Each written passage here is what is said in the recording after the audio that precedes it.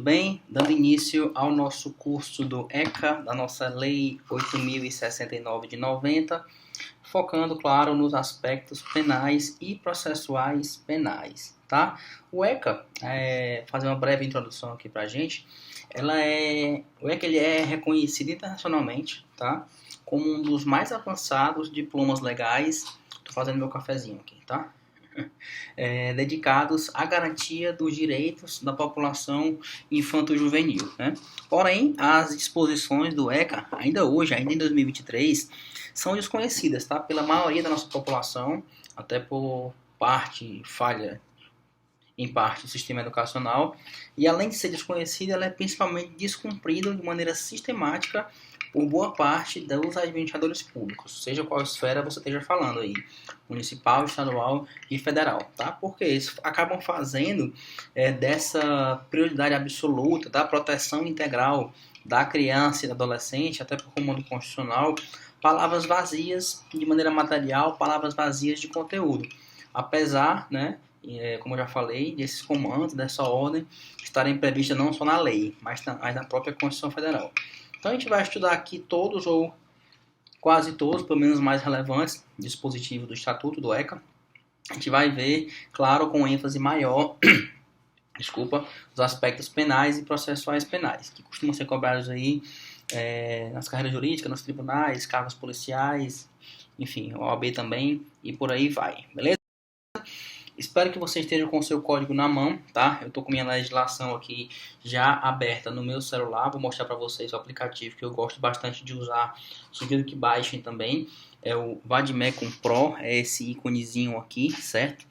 Quando eu comprei à época foi R$ 9,90 e ele atualiza basicamente sempre. Então, saiu novidade legislativa, eles colocam, e também legislação municipal específica estão sempre colocando. O que não tem, se você pedir, eles vão e botam bem rápido. O aplicativo eu comprei, deve ter aí 7 ou 8 anos já, e eu uso basicamente todos os dias. Vou deixar aqui para que a gente possa acompanhar com a legislação, tá bom? Nossa aula de hoje vai ser sobre o título dos direitos fundamentais, certo? Esse título 2, ele trata de mecanismos que são capazes de garantir o exercício de alguns direitos fundamentais por parte da criança e do adolescente. Principalmente nos artigos 7º ao artigo 14, se menciona o direito à vida, à saúde, e os primeiros, na verdade, tratam ainda do nascimento sadio, do nascimento harmonioso, bem como as garantias que são oferecidas às gestantes em termos de atendimento por meio do Sistema Único de Saúde, naquela ideia de atenção primária. Então, bem relevante, bem importante, e cai bastante de maneira bem sincera, não é a palavra vazia que eu estou te falando, tá?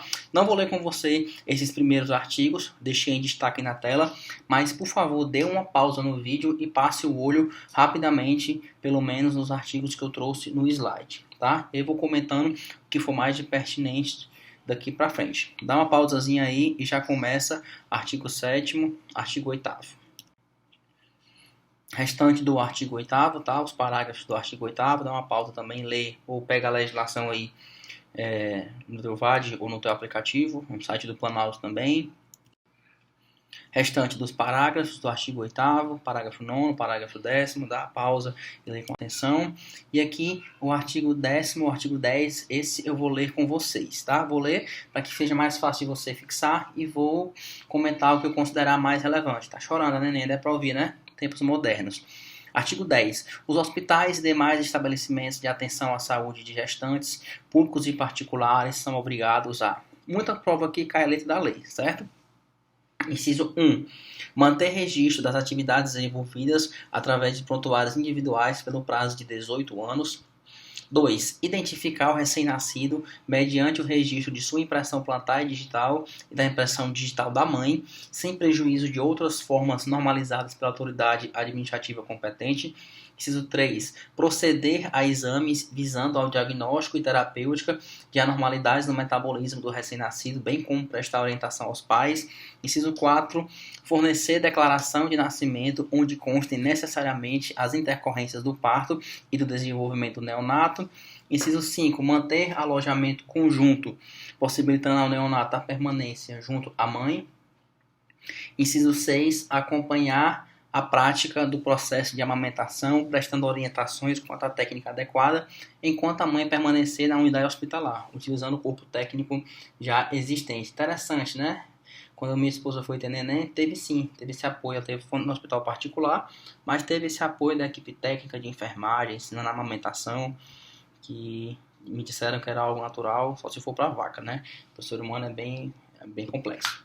Enfim, esse correto, né, do inciso primeiro aí, esse registro das atividades envolvidas, então esse correto e rigoroso registro dos procedimentos que se desenvolvem nos hospitais, bem como a importância de identificar o bebê recém-nascido, é muito relevante, porque evita desaparecimento de criança. Eu vou mapeando o nascimento da criança desde a hora que ele acontece, né? Então esses procedimentos determinados pelo artigo 10º, eles buscam garantir que não tenha troca, não tenha desaparecimento de criança e deve ser cumprido por todos os estabelecimentos hospitalares, sejam públicos, sejam privados, tá? E a gente tem dispositivos no ECA que criminalizam a conduta de quem não observam esses preceitos. E aí está no artigo 228 e 229 do ECA que tratam desses crimes, beleza? Vale também a leitura porque cai. Artigo 228, deixar o encarregado de serviço ou dirigente de estabelecimento de atenção à saúde de gestante de manter registro das atividades desenvolvidas, na forma e prazos referidos no artigo 10 dessa lei, vendo?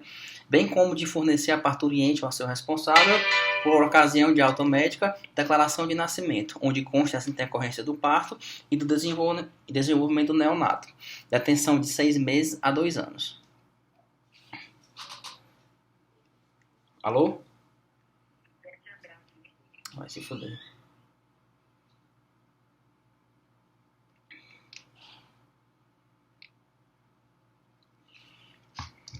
Então, artigo 228. Deixar o encarregado de serviço ou dirigente de estabelecimento de atenção à saúde de gestante de manter registro das atividades desenvolvidas, na forma e prazo referidos no artigo 10 dessa lei, bem como de fornecer a parturiente ou a seu responsável, por ocasião de alta médica, a declaração de nascimento, onde constem as intercorrências do parto e do desenvolvimento do neonato. A pena é detenção de 6 meses a 2 anos. Já vi, e quando a gente for trabalhar a questão, a gente vai ver que tem questão covarde que cobra a pena, tá? Já vi colocando de 6 meses a 1 ano, que eu acho uma puta sacanagem.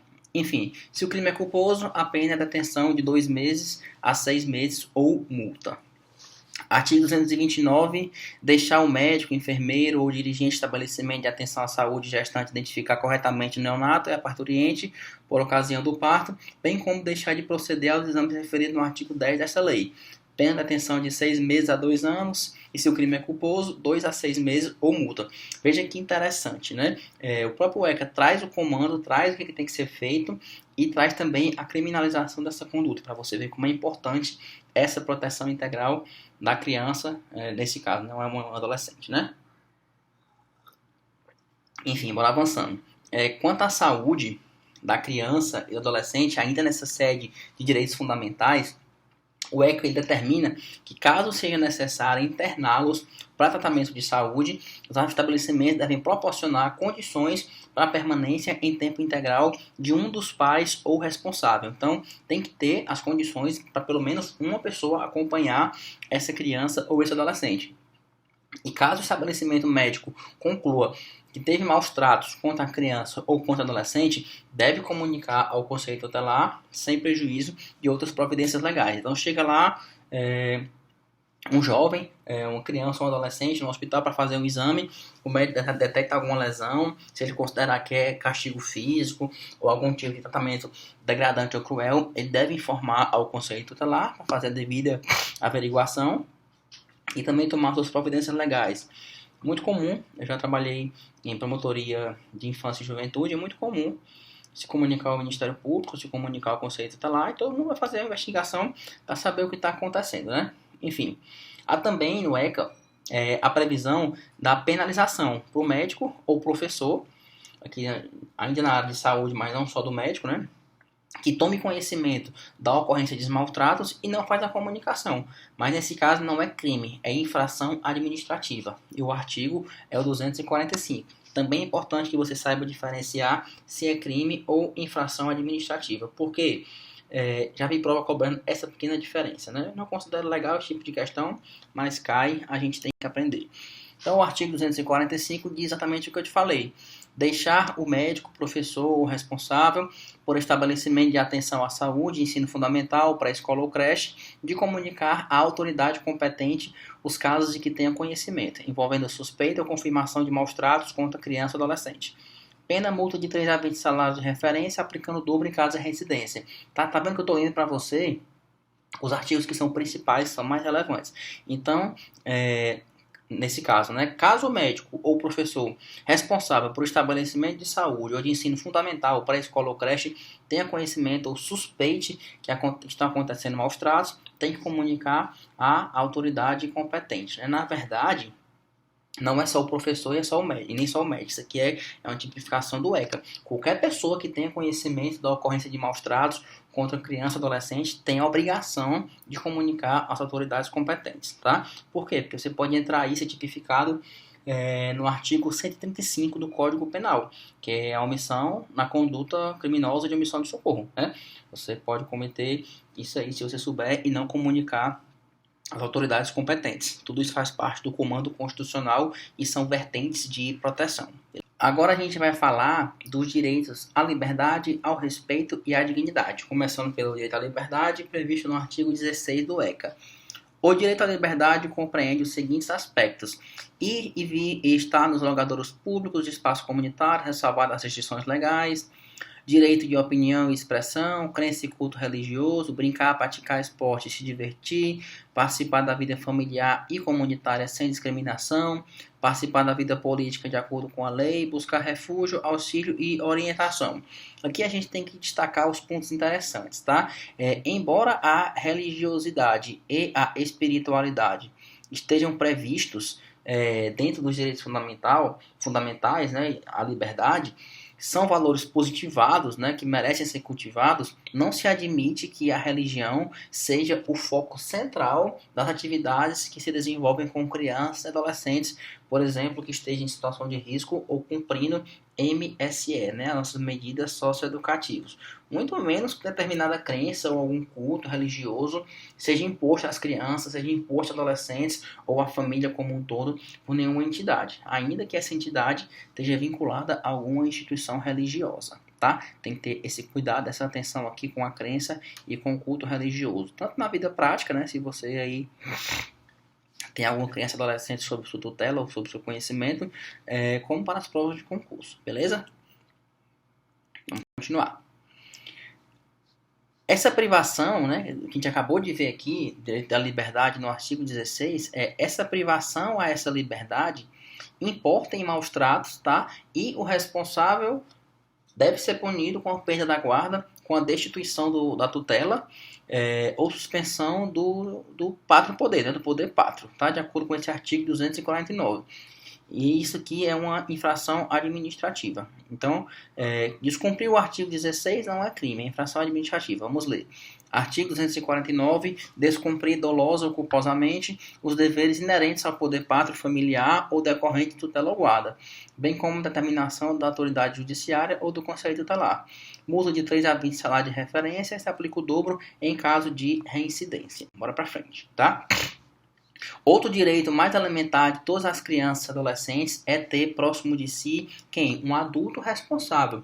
Responsável por quê? Pela sua orientação, pelas regras, pelos limites, que vai corrigir desvios, que vai dar bons exemplos, enfim, responsável pela educação daquela criança e do adolescente, tá? E o ECA ele determina que é dever de todos prevenir a ocorrência de ameaça ou a violação desses direitos, de todos os direitos da criança e do adolescente. Então, além disso que a gente falou agora, também é direito da criança e do adolescente ter acesso ao quê? Informação, cultura, lazer, esportes, diversão, espetáculos, produtos e serviços que respeitem a sua condição peculiar de pessoa em desenvolvimento. Todas essas palavras que eu te falei agora, o ECA protege uma a uma, tá bom? Então, o direito ao respeito consiste ainda na esfera dos direitos fundamentais na inviolabilidade da integridade física, psíquica e moral da criança e do adolescente, abrangendo a preservação da imagem,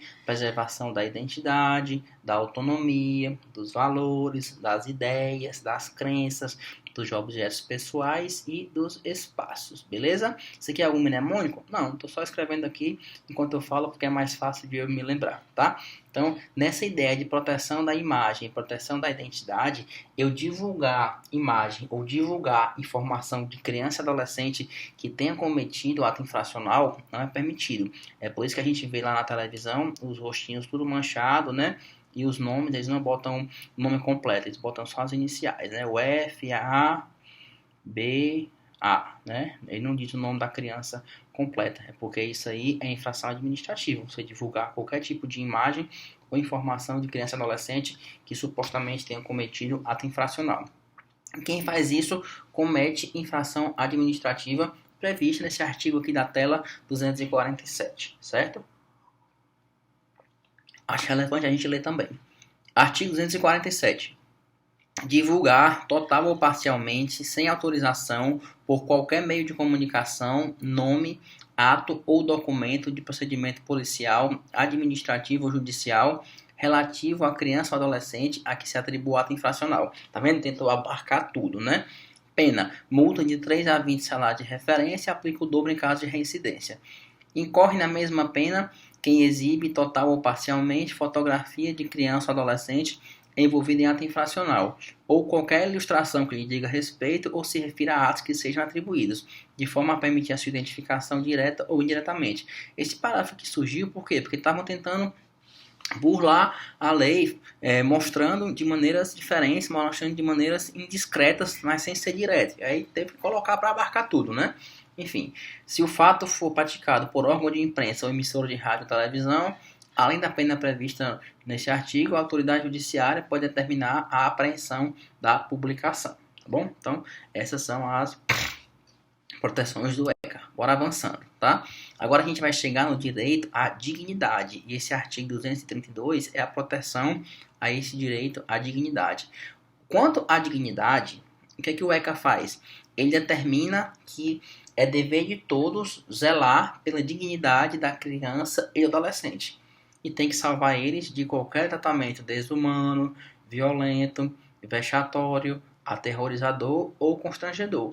E quem expõe criança ou adolescente a vexame ou constrangimento, nesse caso é crime, certo? E esse crime está tipificado pelo artigo 232 aqui da tela, tá?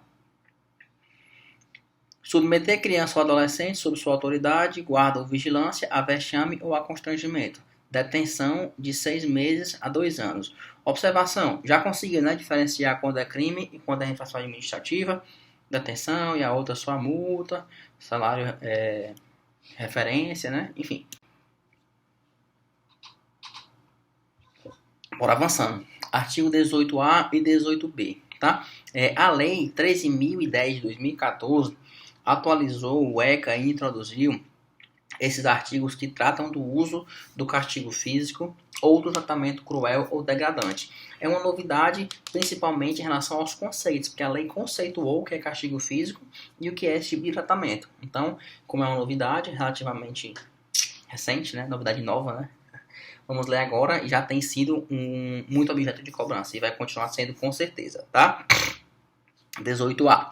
A criança e o adolescente têm o direito de ser educados e cuidados sem o uso de castigo físico ou de tratamento cruel ou degradante, como forma de correção, disciplina, educação ou qualquer outro pretexto, pelos pais, pelos integrantes da família ampliada, pelos responsáveis, pelos agentes públicos executores de mídia socioeducativa ou por qualquer pessoa encarregada de cuidar deles, tratá-los, educar ou proteger. Até aqui tranquilo, né? Agora, os conceitos.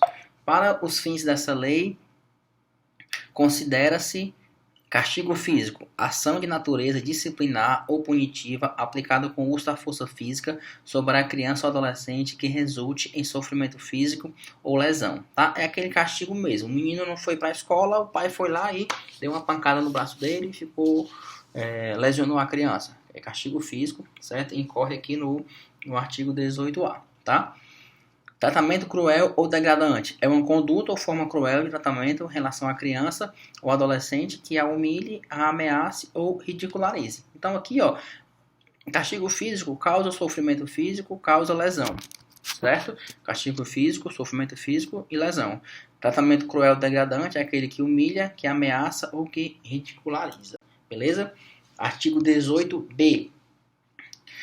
O 18b ele foi em 2022, ele é ainda mais recente, atualizado, desculpa, em 2022, pela lei Henri Borel. Todo mundo conhece essa lei, ou pelo menos conhece a história, tá? A gente teve a inclusão aqui, na verdade, pela lei do Henri Borel, do inciso 6º, né?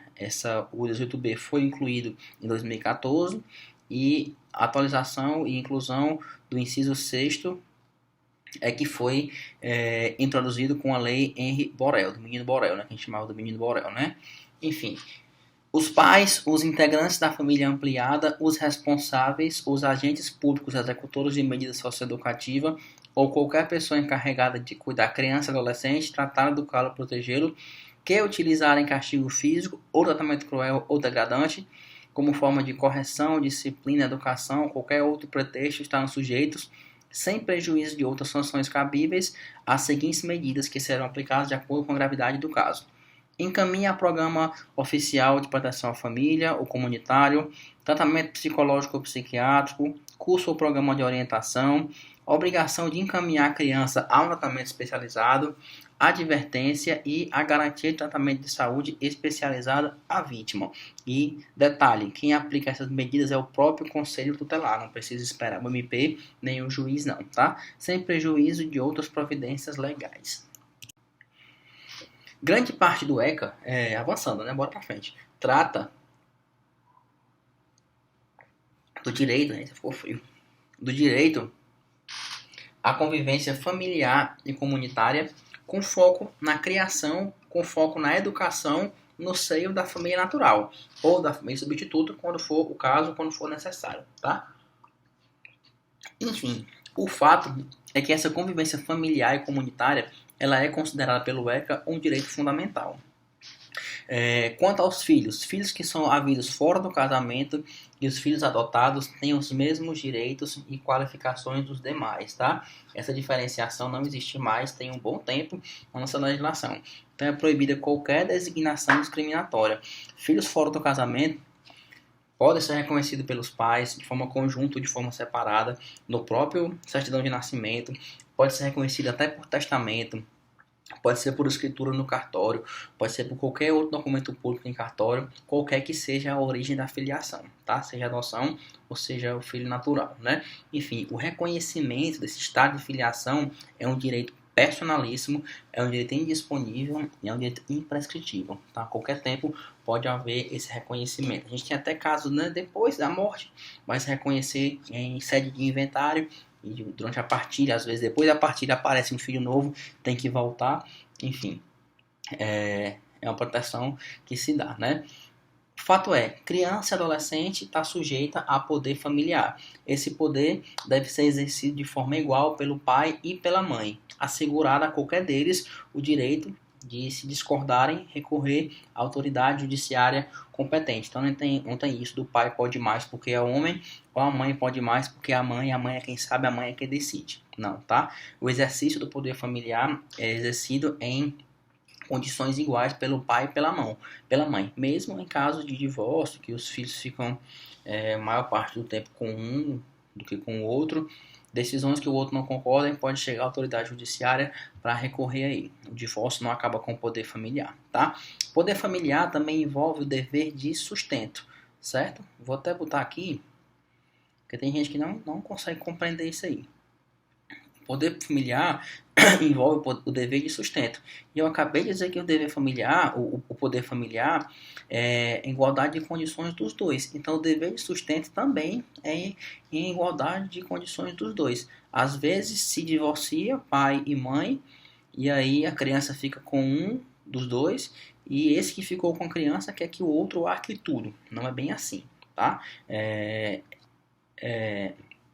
Deve ser feito de maneira igual também, assim como os direitos. E o mais importante disso aí, que às vezes é até objeto de chantagem entre o casal, é que a falta de recursos ou a carência de recursos, um tem mais dinheiro do que o outro, não é motivo suficiente para perder ou suspender o poder familiar. Então não é porque um dos dois tem mais poder aquisitivo ou maior poder aquisitivo do que o outro tem um poder familiar suspenso, que manda mais, que manda menos. Não é bem assim, tá? Então, depois de falar um pouquinho sobre poder familiar, né, a parte que é relevante para a gente, tem no ECA uma infração administrativa, que é essa que a gente está vendo aqui na tela, do artigo 249, relacionada ao descumprimento dos deveres relacionados ao poder familiar, tá? Bora ler aqui agora. Artigo 249. Descumprir de forma dolosa ou culposa os deveres inerentes ao pátrio e poder familiar ou decorrente de tutela ou guarda, bem como determinação de autoridade judicial ou do conselho tutelar. Multa de 3 a 20 salários de referência, aplica o dobro em caso de reincidência. Tranquilo, né? Acho que a teoria você conseguiu entender bem aí com o que eu te falei. E nós estamos pertinho de encerrar, tá? Que está com 20 e poucos minutos, já 24, 25 minutos. Eu quero voltar lá para o artigo 19. A gente viu 18, 18A, 18B. Quero voltar para o artigo 19, que tem uma regra que foi incluída também pela lei de 2014 e pode ser bem interessante da banca de cobrar. Vamos ler o artigo. É direito da criança e do adolescente ser criado e educado no seio de sua família. Te falei isso há pouco. E excepcionalmente a família substituta, assegurada a convivência familiar e comunitária em ambiente que garanta seu desenvolvimento integral. O que é que tem de interessante aqui de novo? Parágrafo 4º. Será garantida a convivência da criança e do adolescente com a mãe ou pai privado de liberdade, certo? Aquele foi preso, né?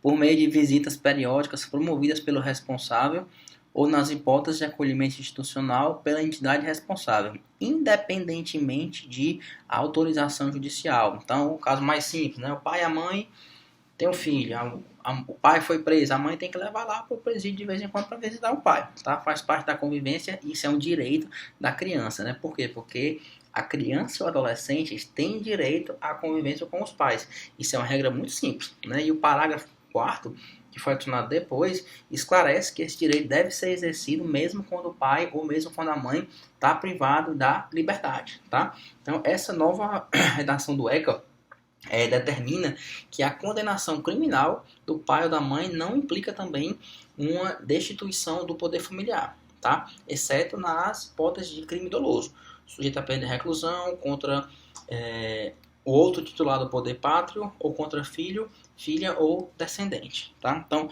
o cara foi preso, ele não perde automaticamente o poder familiar, não. Só se foi crime doloso contra filho, filha, o outro detentor do poder pátrio ou contra descendente. Eu já vi questão que botou assim, botou que o cara perdia em condenação criminal, em caso doloso, contra o outro, que também ainda tem o poder familiar, contra filho ou filha. Ponto. Parou. Não colocou descendente. E a banca considerou errado. Achei uma puta sacanagem, né? Tava só incompleta, mas não estava errado. Foi uma prova de promotor de justiça. Enfim, avançando, né? Se a gente voltar aqui, pega o teu código aí pro parágrafo 2º do artigo 19, meu tá aqui na minha mão, a permanência de criança e adolescente em programa de acolhimento institucional não se prolonga por mais de 18 meses, tá? Salvo necessidade comprovada que atenda ao seu superior interesse, devidamente fundamentada pela autoridade judiciária, né? E antes de eu me esquecer, antes de eu finalizar aqui contigo, fica esperto, porque isso aqui já caiu até em fase discursiva. Vou repetir para você, tá? Falei há pouco tempo, vou repetir. A condenação criminal do pai ou da mãe não implica a destituição automática do poder familiar, exceto na hipótese de crime doloso, sujeito a pena de reclusão, contra outro igualmente detentor do poder familiar ou contra filho, contra filha ou contra descendente, beleza? Não é só contra o outro detentor do titular ou só contra filho ou filha. Tem também o descendente, tá?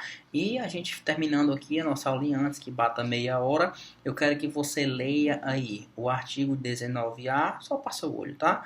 E o artigo 19B. Não vou comentar porque não tem grandes comentários a serem feitos, mas é bem relevante que você pelo menos dê uma lida, que você pelo menos dê uma olhada, porque foram incluídos no ECA em 2017 e já foi objeto de cobrança de prova e com certeza vai ser de novo, tá? O que é que esses artigos falam? Vou botar de novo, 19A e 19B, certo? Um fala do desejo da mãe gestante de entregar o filho para adoção E o outro fala do programa de apadrinhamento. Só passa o olho, tá? Umas 2 vezes aí, bem rapidinho, que já é bem suficiente. E que a gente finalizou. Espero que você tenha gostado, principalmente que você tenha aprendido.